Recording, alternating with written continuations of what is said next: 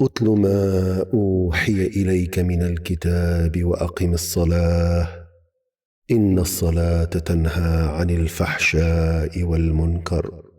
ولذكر الله أكبر والله يعلم ما تصنعون۔ بسم اللہ الرحمن الرحیم، نحمدہ ونصلی علی رسولہ الکریم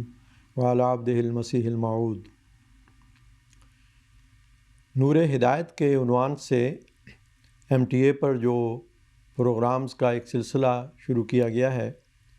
اس میں قرآن کریم کی ان آیات کی مختصر تشریح اور تفسیر پیش کی جاتی ہے جن کی تلاوت حضرت خلیفۃ المسیح الخامس سیدہ اللہ تعالیٰ بنصر العزیز جہری تلاوت والی نمازوں میں فرماتے ہیں۔ اس سلسلے میں گزشتہ پروگراموں میں سورہ فاتحہ کا ذکر ہوا ہے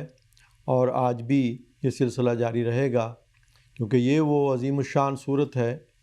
جو نماز کی ہر رکعت میں، خواہ وہ جہری تلاوت والی نماز ہو یا خاموشی سے تلاوت کی جانے والی نماز ہو، یعنی ایسی نماز جس میں اونچی آواز میں سورۃ فاتحہ کی تلاوت نہیں کی جاتی، لیکن نماز کی ہر رکعت میں سورہ فاتحہ کی تلاوت حضرت صلی اللہ علیہ وسلم کے ارشاد کے مطابق نہایت ضروری ہے۔ اور آپ کا یہ ارشاد ہے کہ لا صلاۃ الا بفاتحۃ الکتاب، یعنی فاتحۃ الکتاب یعنی سورۃ فاتحہ کے بغیر نماز نہیں ہوتی۔ اسی سلسلے میں آج اہدنا الصراط المستقیم صراط الذین انعمت علیہم کے حوالے سے حضرت اقدس مسیح موعود علیہ الصلاۃ والسلام کی بیان فرمودہ تفسیر میں سے چند باتیں آپ کی خدمت میں پیش کی جاتی ہیں۔ یہ جو دعا اللہ تعالیٰ نے ہمیں سورۃ فاتحہ میں سکھائی ہے اور ہم ہر نماز میں پڑھتے ہیں کہ اہدنا الصراط المستقیم صراط الذین انعمت علیہم، کہ ہمیں صراط مستقیم کی طرف ہدایت دے، ان لوگوں کے راستے کی طرف جن پر تو نے انعام کیا۔ حضور علیہ السلام نے اس پر یہ سوال اٹھایا ہے کہ کیا وہ کون سے انعام ہیں، وہ کون سے منعمین علیہم ہیں جن کے راستے کی ہم طلب کرتے ہیں۔ حضور فرماتے ہیں کہ کیا سورہ فاتحہ میں وہ نعمت جو خدا تعالیٰ سے مانگی گئی ہے، جو نبیوں کو دی گئی تھی، وہ درہم و دینار ہیں؟ کیا کچھ دنیاوی چیزیں ہیں جو ہم مانگ رہے ہیں اللہ تعالیٰ سے؟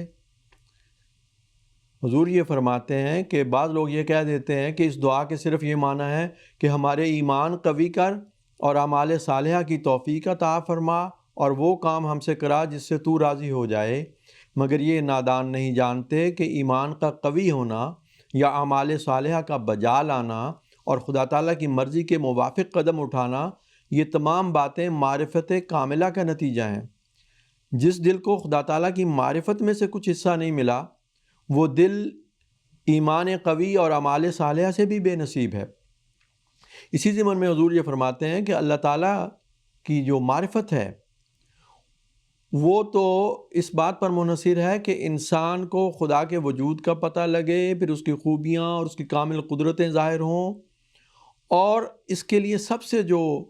پختہ اور کامل اور یقینی ذریعہ ہے وہ یہ ہے کہ کسی کو خدا تعالیٰ کا شرف مکالمہ اور مخاطبہ حاصل ہو۔ جس طرح انبیاء علیہ السلام سے اللہ تعالیٰ نے کلام کیا، ان پر وحی نازل کی، ان سے الہام کیا، اسی طرح ان کے فیض سے اسی طریق پر اللہ تعالیٰ کی طرف سے انسان کو مکالمہ اور مخاطبہ کا شرف حاصل ہو۔ اور یہ جو بات ہے یہ ہم اللہ تعالیٰ سے مانگ رہے ہوتے ہیں اہدنا الصراط المستقیم صراط الذین انعمت علیہم میں۔ تو وہ لوگ جو یہ کہتے ہیں کہ اب امت محمدیہ میں خدا تعالیٰ کسی سے کوئی کلام نہیں کرے گا، کسی پر کوئی الہام نہیں نازل کرے گا، کسی پر کسی قسم کی وحی نازل نہیں ہوگی، تو وہ غلطی پر ہیں۔ خدا تعالیٰ نے ہمیں یہ دعا کیوں سکھلائی ہے؟ آپ فرماتے ہیں یا اس مت کا مطلب یہ ہے کہ یعنی اے ہمارے خدا، ہمیں وہ سیدھی راہ دکھلا جو ان لوگوں کی راہ ہے جن پر تیرا فضل اور انعام ہوا۔ اس آیت کے یہ معنی ہے کہ وہی فضل اور انعام جو تمام نبیوں اور صدیقوں پر پہلے ہو چکا ہے وہ ہم پر بھی کر، اور کسی فضل سے ہمیں محروم نہ رکھ۔ یہ آیت اس امت کو اس قدر عظیم الشان امید دلاتی ہے جس میں گزشتہ امتیں شریک نہیں ہیں، کیونکہ تمام انبیاء کے متفرق کمالات تھے اور متفرق طور پر ان پر فضل اور انعام ہوا۔ اب اس امت کو یہ دعا سکھلائی گئی کہ ان تمام متفرق کمالات کو مجھ سے طلب کرو۔ پس ظاہر ہے کہ جب متفرق کمالات ایک جگہ جمع ہو جائیں گے تو وہ مجموعہ متفرق کی نسبت بہت بڑھ جائے گا۔ اسی بنا پر کہا گیا کہ کنتم خیر امت اخرجت للناس، یعنی تم اپنے کمالات کے روح سے سب امتوں سے بہتر ہو۔ تو حضور یہ فرما رہے ہیں کہ اس دعا کے ذریعے سے ہم ان تمام کمالات کو اللہ تعالیٰ سے طلب کر رہے ہیں جو مختلف نبیوں کو مختلف وقتوں میں دیے گئے، اور اس طرح سے گویا جب وہ تمام متفرقہ کمالات ایک جگہ جمع ہو جائیں گے تو اس سے اس کا رتبہ بڑھ جائے گا۔ اور یہی مضمون کنتم خیر امت اخرجت للناس میں ہے کہ اس امت کو اللہ تعالیٰ یہ شرف بخشے گا کہ تمام نبیوں کے کمالات جو ہیں وہ حضرت صلی اللہ علیہ وسلم کے واسطے سے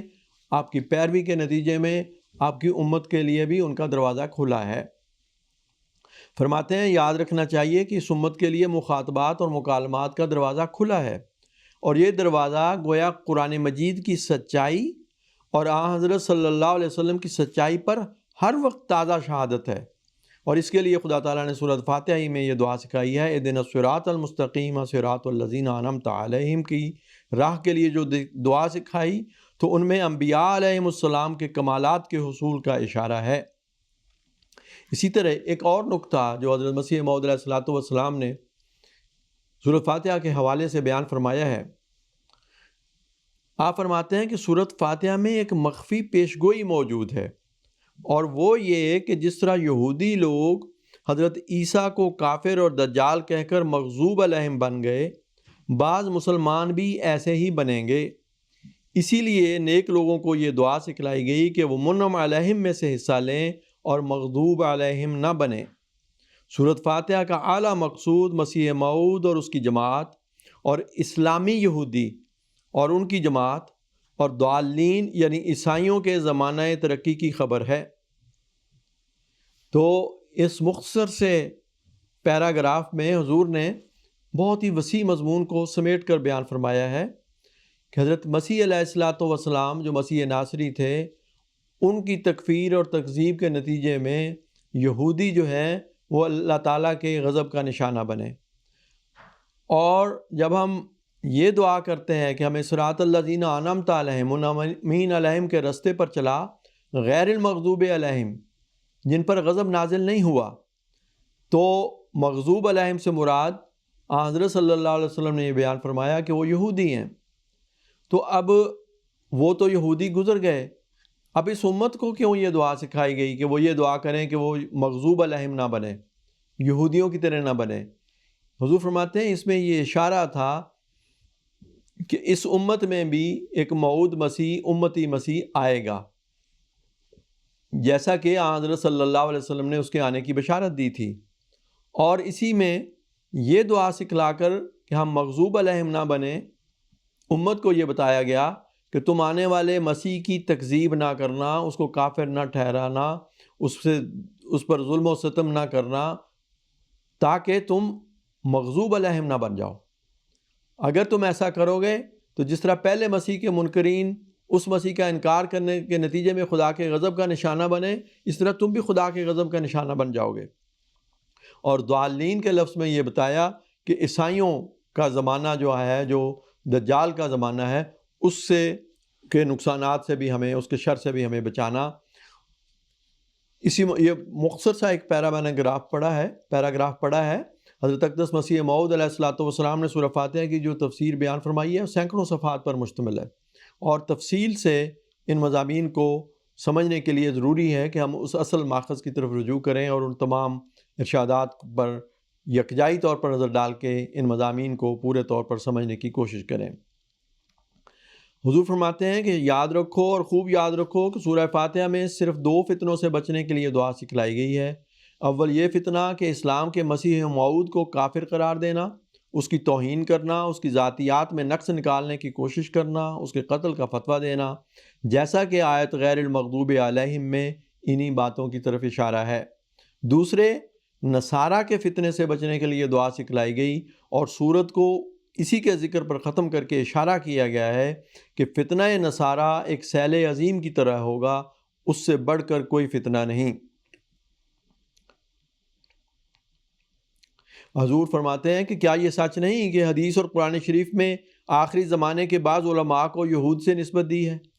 کیا یہ سچ نہیں کہ مغضوب علیہم سے مراد وہ یہود ہیں جنہوں نے حضرت عیسیٰ علیہ السلام کو جو سلسلہ موسویہ کے آخری خلیفہ اور مسیح موعود تھے کافر ٹھہرایا تھا اور ان کی سخت توہین کی تھی اور ان کے پرائیویٹ امور میں افترائی طور پر نقص ظاہر کیے تھے؟ بس جبکہ یہی لفظ مغضوب علیہم کا ان یہودیوں کے مسیلوں پر بولا گیا جن کا نام بوجہ تکفیر و توہین حضرت مسیح مغضوب علیہم رکھا گیا تھا، بس اس جگہ مغضوب علیہم کے پورے مفہوم کو پیش نظر رکھ کر جب سوچا جائے تو معلوم ہوگا کہ یہ آنے والے مسیح موعود کی نسبت صاف اور صریح پیش گوئی ہے کہ وہ مسلمانوں کے ہاتھ سے پہلے مسیح کی طرح ایذا اٹھائے گا۔ اور یہ دعا کہ یا الہی ہمیں مغضوب علیہم ہونے سے بچا،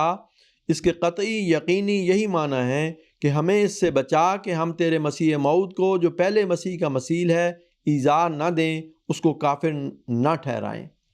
تو یہ سورۃ فاتحہ جو سارے مسلمان پڑھتے ہیں، کبھی انہوں نے اس طرف توجہ نہیں کی کہ غیر المغضوب علیہم کی دعا ہمیں کیوں سکھائی گئی ہے، اور انہیں دیکھنا چاہیے، سوچنا چاہیے جب نماز پڑھتے ہیں، یہ الفاظ پڑھتے ہیں کہ کہیں وہ مسیح آ تو نہیں گیا، کہیں ایسا تو نہیں کہ ہم اس کا انکار کر کے، اس کی تکذیب کر کے، اس کو جھوٹا قرار دے کر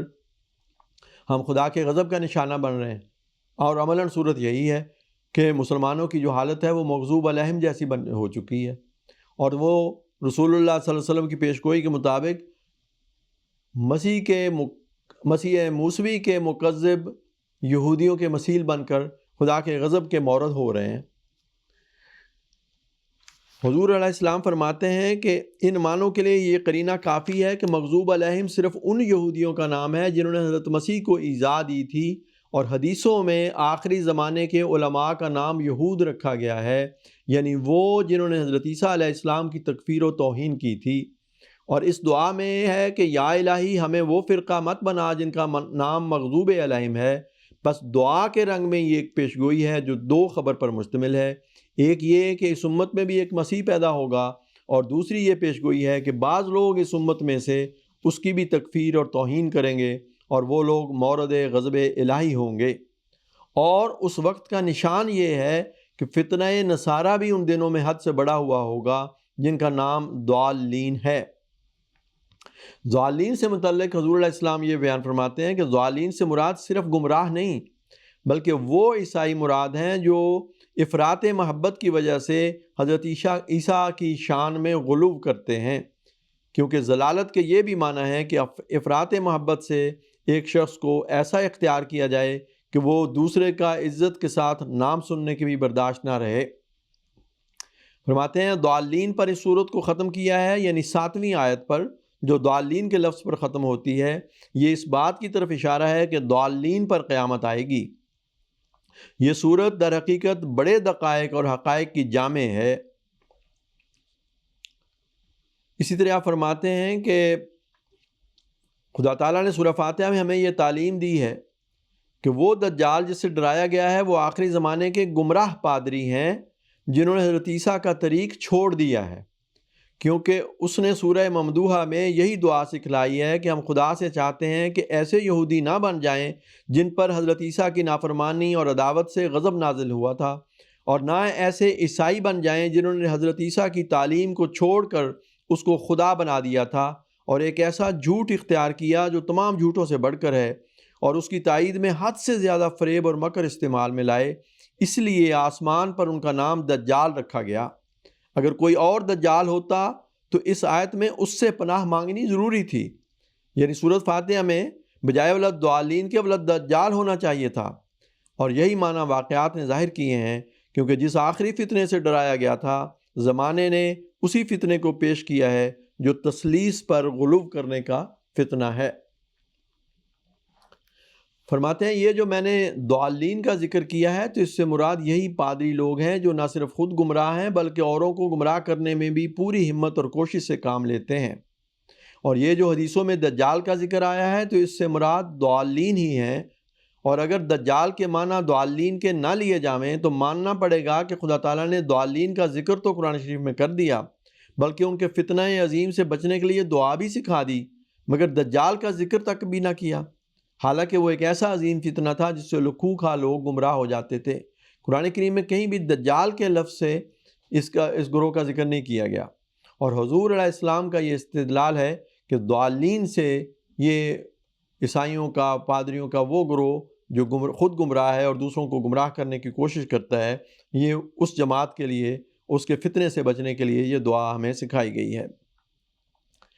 حضور بات ہے کہ بعض لوگ یہ کہہ دیتے ہیں کہ جی انبیاء کا سلسلہ بند ہو گیا تو اب ہمیں کیوں مغضوب بنایا جاتا ہے جب اس امت کے لیے خاتمہ ہے۔ تو حضور فرماتے ہیں اس کا جواب یہ ہے کہ اللہ تعالیٰ جانتا تھا کہ اس قوم میں بھی کئی یہودیوں کا رنگ دکھلائیں گے۔ وہ یہودی عیسیٰ کو سولی دینا چاہتے تھے، اسی طرح حدیث صحیح میں ہے کہ آخر یہ بھی یہودی ہوں گے اور خدا کی طرف سے جو آئے گا اس کی تکذیب کریں گے اور اس کے قتل کے منصوبے کرنا داخل ثواب سمجھیں گے۔ خدا کی باتیں بے معنی نہیں، یہ عذاب کے دن ہیں یا نہیں؟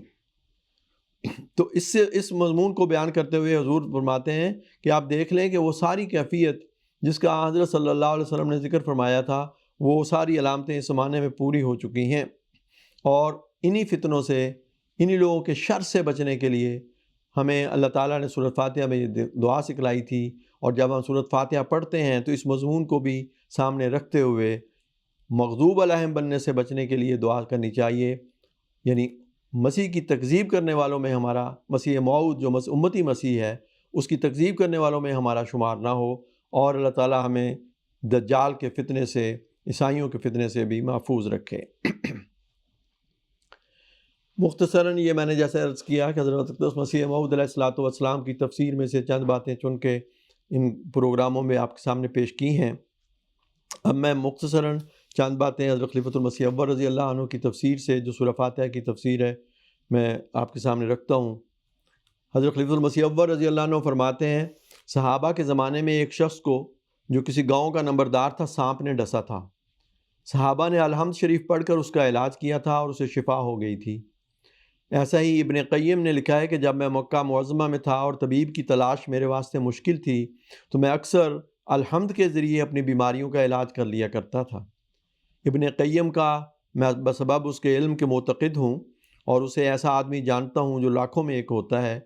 حضرت خلیفۃ المسیح اول فرماتے ہیں، میں چاہتا ہوں، میرا اپنا بھی تجربہ ہے کہ میں نے بہت سے بیماروں پر الحمد کو پڑھا اور انہیں شفا ہوئی۔ میں چاہتا ہوں کہ لوگ سوچ سوچ کر الحمد کو نماز میں پڑھا کریں اور اس سے فائدہ اٹھائیں۔ تو سورہ فاتحہ کا جو ایک نام شفا بھی ہے، اس کی طرف حضور یہ اشارہ فرماتے ہوئے ان واقعات کا ذکر فرما رہے ہیں۔ اسی طرح مثلاً جو سورہ فاتحہ کے شروع میں بسم اللہ پڑھی جاتی ہے، اس سلسلے میں بھی بعض لوگوں نے اس بات پہ بہت سوال اٹھائے ہیں، بڑی بحثیں کی ہیں، بڑی لڑائیاں بھی کی ہیں کہ بسم اللہ میں جہراً نماز میں بسم اللہ کو نماز میں جہراً پڑھنا چاہیے، اونچی آواز سے پڑھنا چاہیے اور پھر سورت پڑھنی چاہیے، یا اس کو ہلکی آواز سے دل میں ہی پڑھنا چاہیے۔ حضرت خلیفۃ المسیح اول رضی اللہ عنہ فرماتے ہیں، بسم اللہ جہراً یعنی نماز میں اور آہستہ پڑھنا ہر دو طرح جائز ہے۔ ہمارے حضرت مولوی عبد الکریم صاحب اللہم اغفر ورحمہ، جو شیلی طبیعت رکھتے تھے، بسم اللہ جہراً پڑھا کرتے تھے۔ حضرت مرزا صاحب یعنی حضرت مسیح موعود علیہ الصلوۃ والسلام جہراً نہ پڑھتے تھے۔ ایسا ہی میں بھی آہستہ پڑھتا ہوں۔ صحابہ میں ہر دو قسم کے گروہ ہیں۔ میں تمہیں نصیحت کرتا ہوں کہ کسی طرح کوئی پڑھے اس پر جھگڑا نہ کرو۔ ایسا ہی آمین کا معاملہ ہے، ہر دو طرح جائز ہے۔ بعض جگہ یہود اور عیسائیوں کو مسلمانوں کا آمین پڑھنا برا لگتا تھا تو صحابہ خوب اونچی پڑھتے تھے۔ حضرت خلیفۃ المسیح اول فرماتے ہیں، مجھے ہر دو طرح مزہ آتا ہے، کوئی اونچا پڑھے یا آہستہ پڑھے۔ تو یہ جو حضرت اقدس مسیح موعود علیہ الصلوۃ والسلام اور خلافت کے ذریعے سے ہمیں ان سارے جھگڑوں سے ہمیں اللہ تعالیٰ نے نکال دیا ہے، اور ایسی باتیں جن کو لے کر مسلمانوں کے فرقے آپس میں مار کٹائی تک ان کی نوبت پہنچ جاتی ہے۔ آپ نے فرمایا کہ حضرت صلی اللہ علیہ وسلم اور صحابہ سے دونوں طرح ثابت ہے، اونچی بھی پڑھی ہے، ہلکی آواز سے بھی پڑھی ہے، دل میں بھی پڑھی ہے۔ تو جو بھی وہ عمل ہوا ہے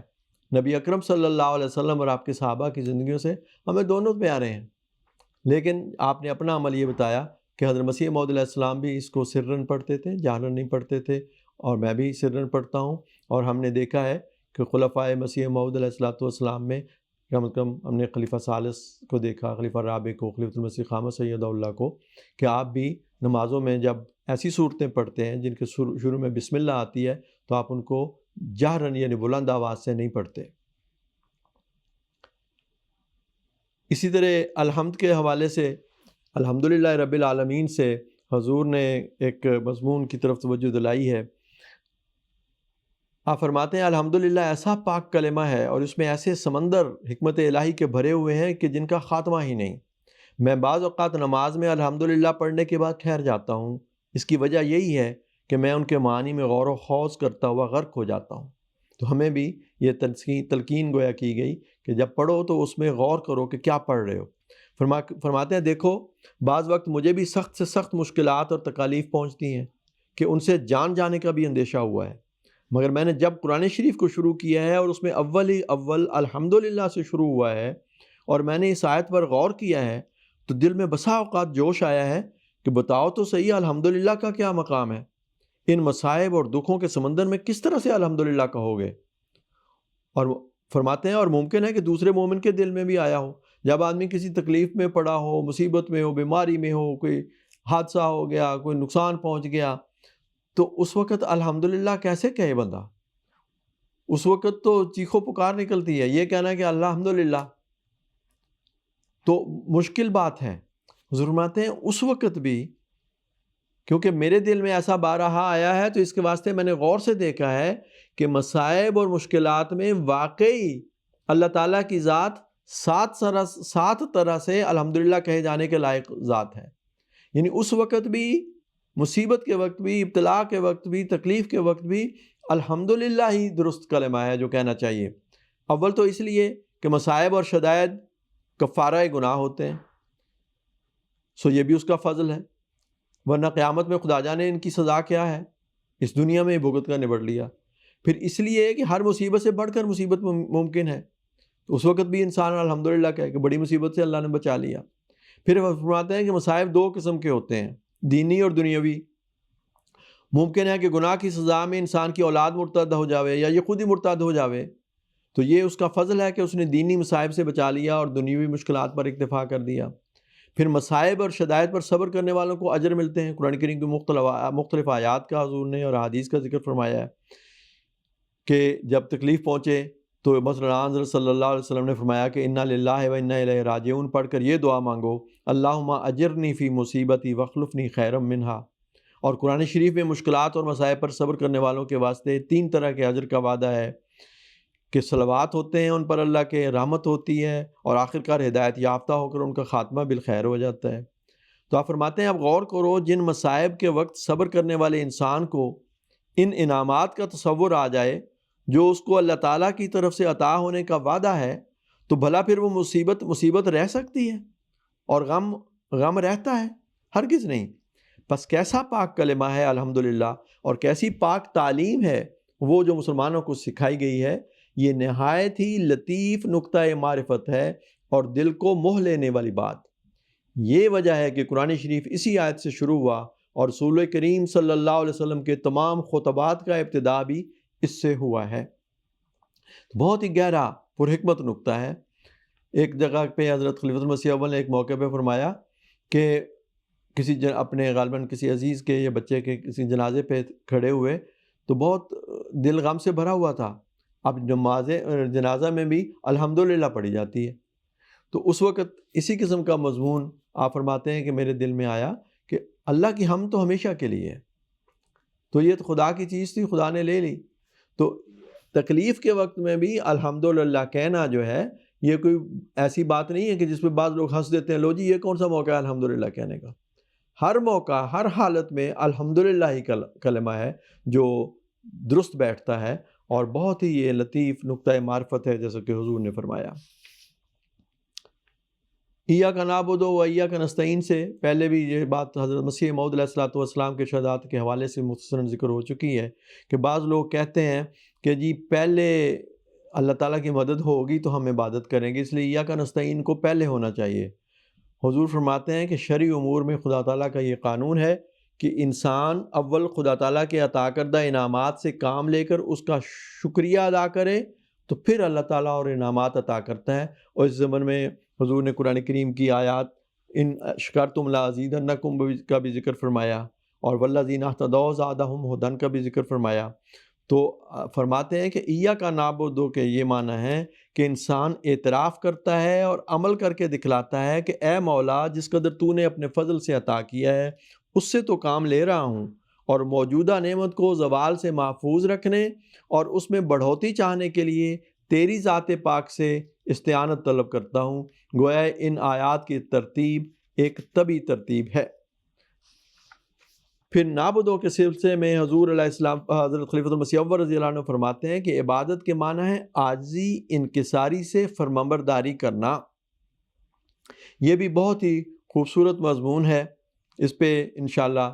اگلے پروگرام میں ذکر کریں گے. اتل ما اوحی الیک من الکتاب واقم الصلاة ان الصلاة تنہی عن الفحشاء والمنکر ولذکر اللہ اکبر واللہ یعلم ما تصنعون.